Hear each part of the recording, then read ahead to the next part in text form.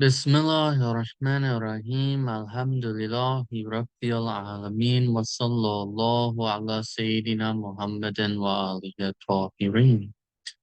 In the last lesson, I described what we mean by atheism and what is meant by belief and what is meant by monotheism. And we ended off quickly by saying that taqleed is for following in fiqh.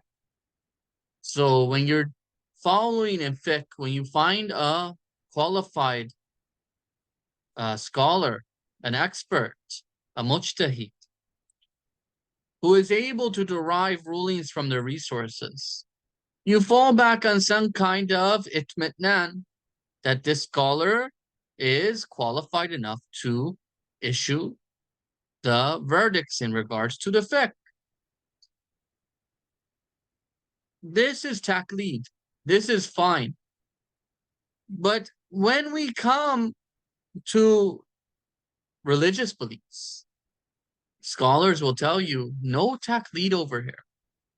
You need to get an understanding, even if it's brief, on your religious beliefs. You must have a foundation of religious beliefs. You cannot go and say, I believe in this belief just because my ancestors did, or just because the large amount of people have. So you have to do your own research and gain an understanding, an intellectual understanding of the belief system.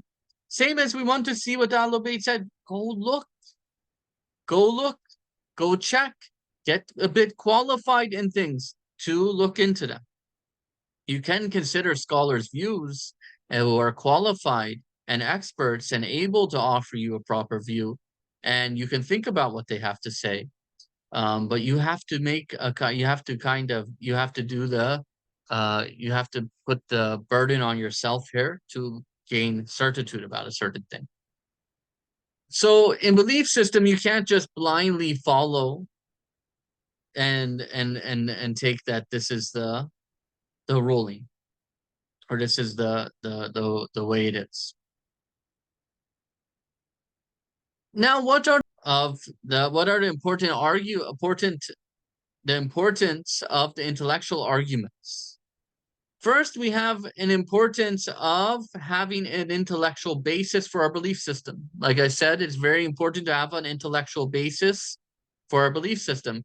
Having an intellectual basis, we will not be shaken and pushed down very easily. We'll be firm and stand firm in what we believe, because actually, intellectually, we understand and we know that this is the way it is.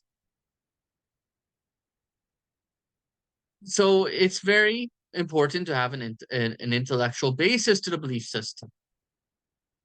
Secondly, when we want to introduce and clear up wrong ideas, we may sometimes face some people who don't believe in the Quran and the Hadith. Because us, yes, we could go look at the Hadith, we could go look at Quran, and we could get an understanding about this and intellectually reflect on it and get an understanding with some intellectual arguments about things.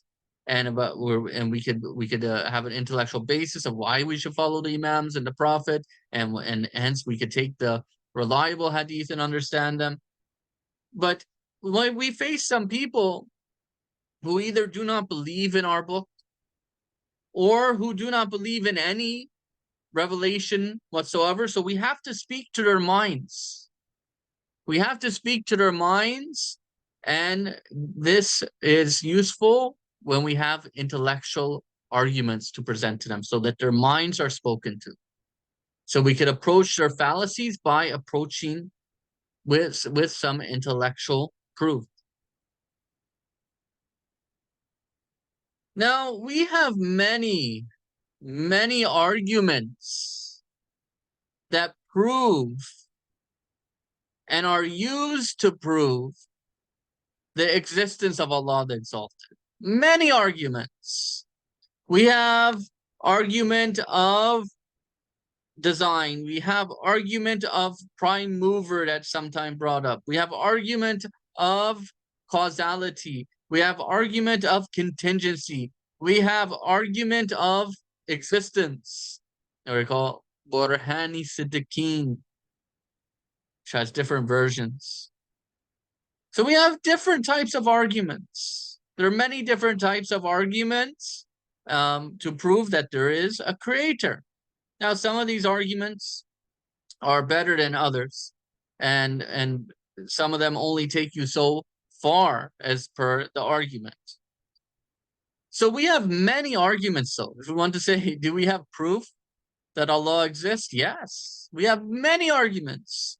The fact that the whole creation is a sign pointing to the existence of Allah the Exalted. We have many things that we could bring intellectually and argue to prove the existence of Allah. We have many different types of arguments. And you find these arguments with theologians, mutakallimun, and philosophers. Now, some philosophical ideas, very careful, some philosophical ideas aren't correct. So we have to be careful, but there's many things in philosophy that is very useful for belief system. It's very useful for understanding. But not everybody's a philosopher.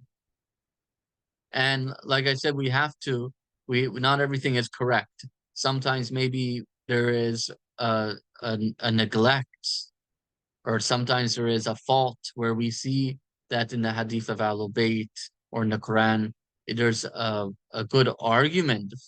We can see that there's an argument against. So anyways, these are intellectual arguments you find with the mutakallimun, the theologians, and the philosophers.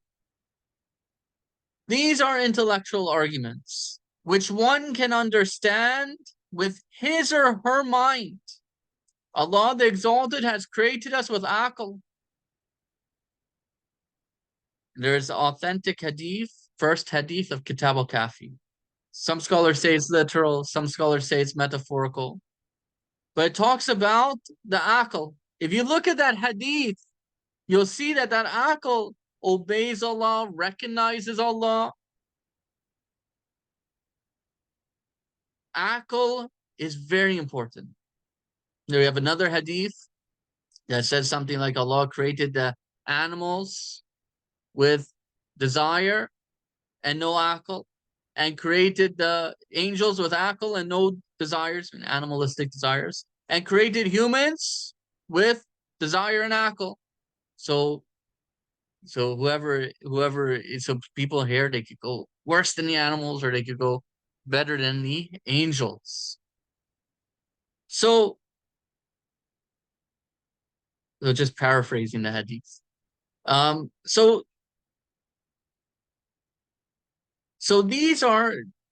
there's intellectual arguments that one can understand with his or her mind without even referring to the religious text.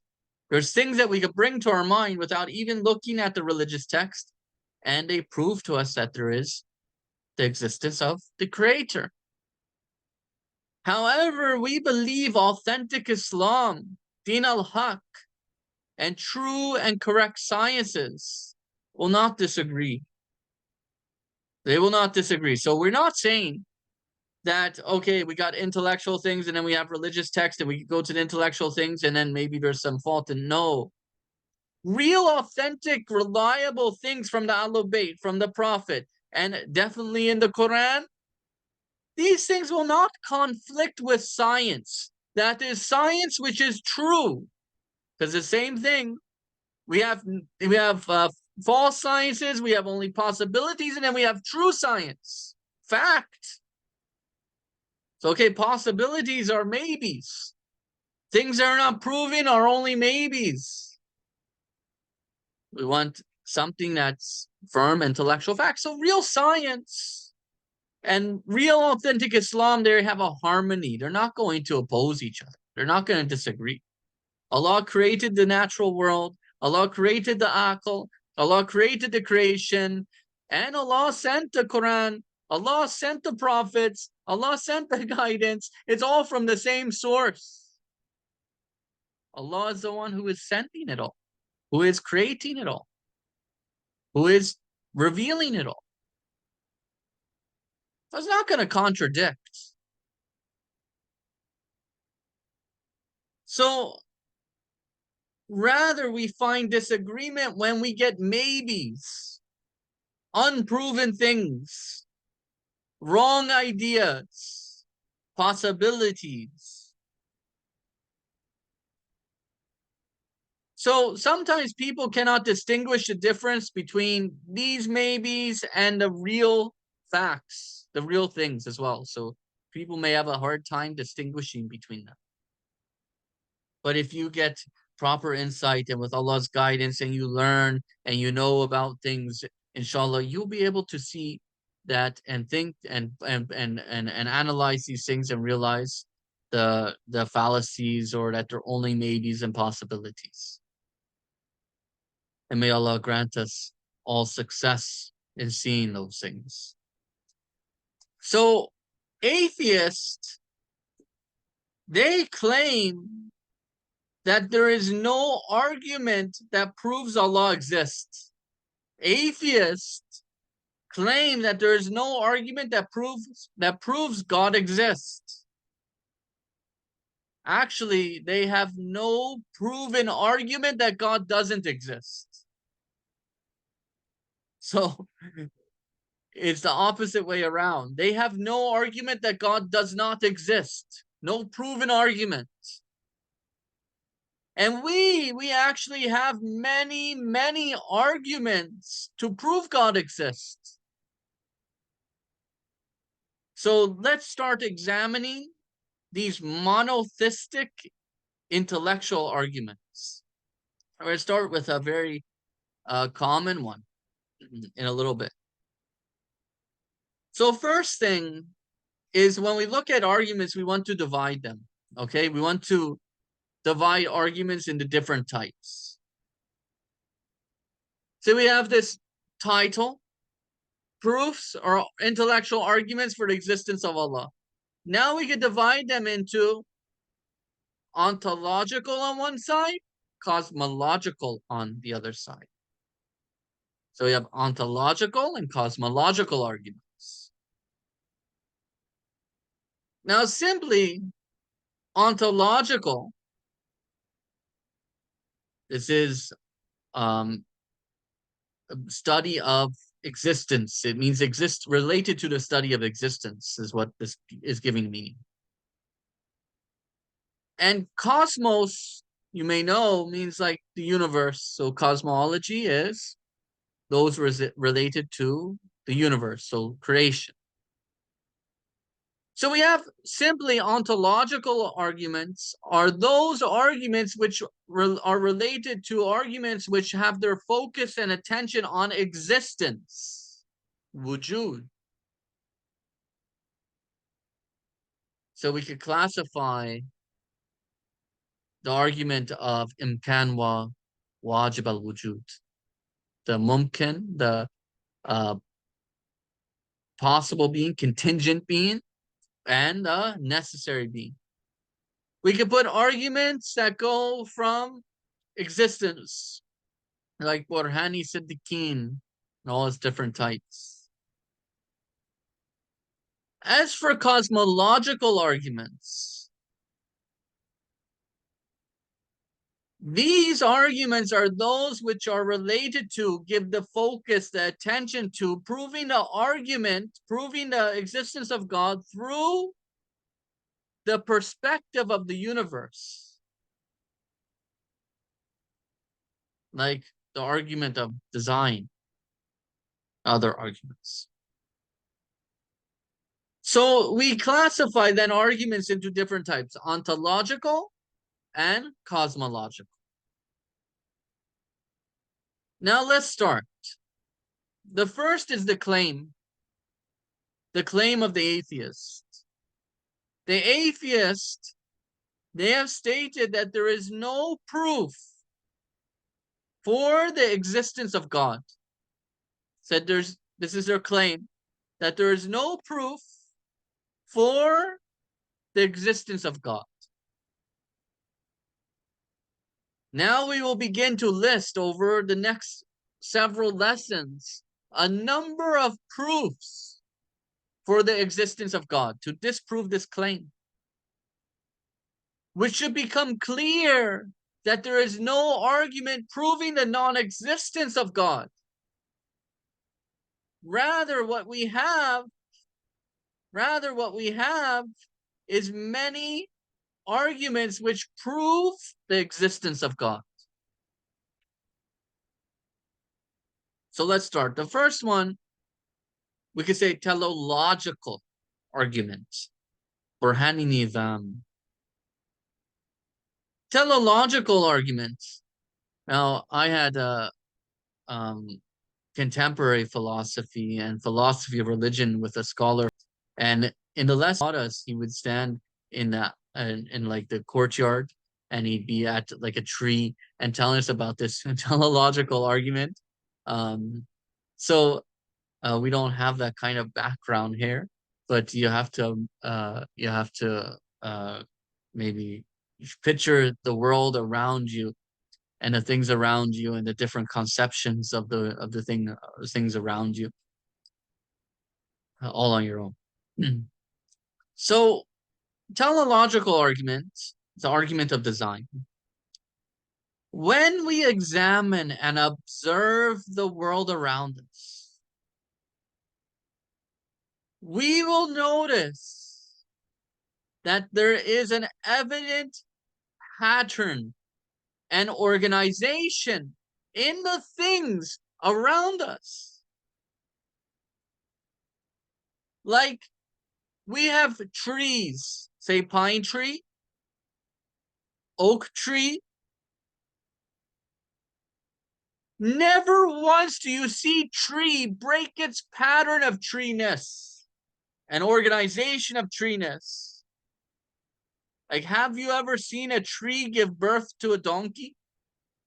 When has a seed of a tree, a sapling, turned into a donkey? Never. Why? Because trees, there is a pattern and organization to it. There's a pattern and organization to it. Yes, there's some differentiation, some variations in that pattern. That's part of the pattern itself, and for different reasons. That doesn't affect the whole idea of the pattern and the organization. It's part of the organization. It's part of the plan. It has a system. That system, that pattern is not transgressed. So, like in our example of trees, certain types of trees and plants have certain shapes and properties. Yes, they have variations in types and certain properties and how they could be influenced and how they could be affected. Okay. But they have certain shapes, they have certain properties, they have patterns, they have organization. You could apply to creation.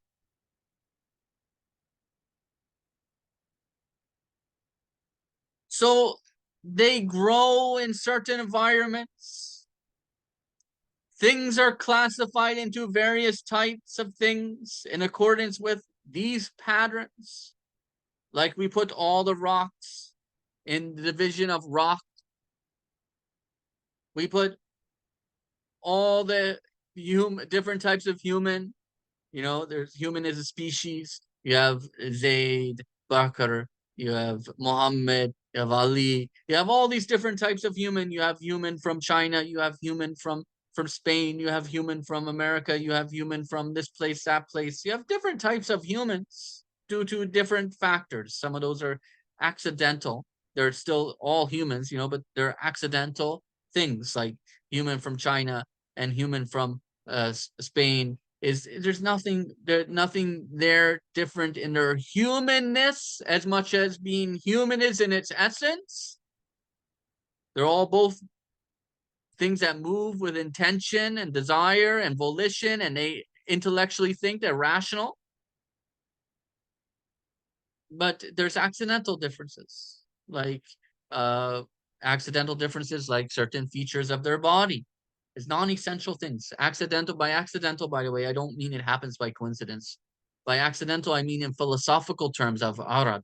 It means that something which is needing a subject to exist in. It's not essential for that thing's essence. That thing is still a human, no matter what skin color it is,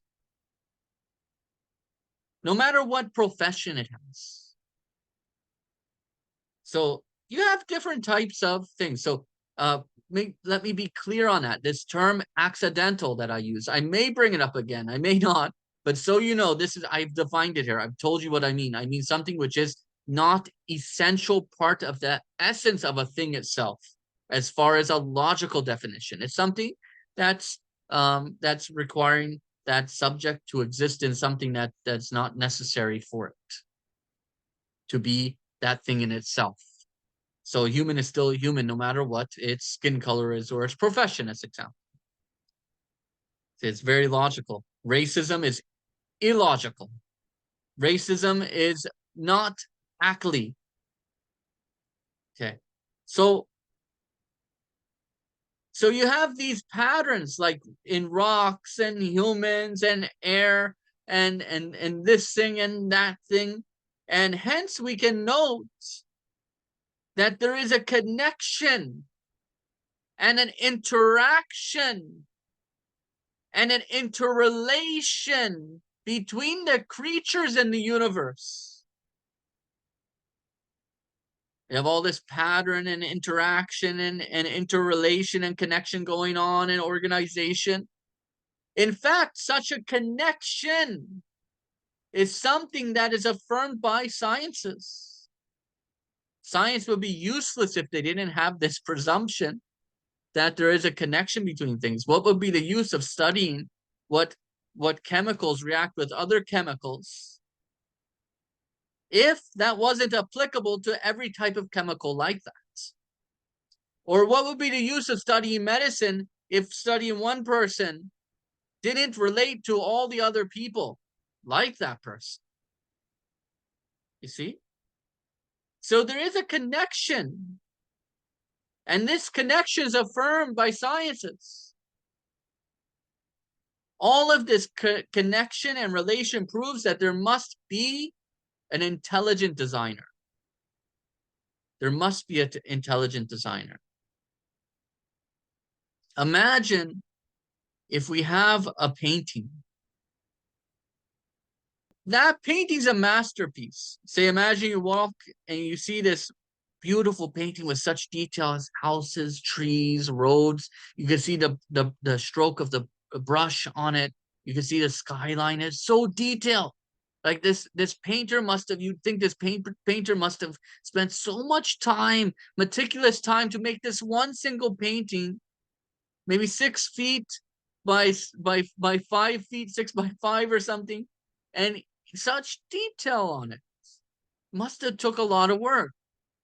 So imagine we have a painting that is so detailed in such a way that it has stars, mountains, houses, and the features of it, a moon, etc.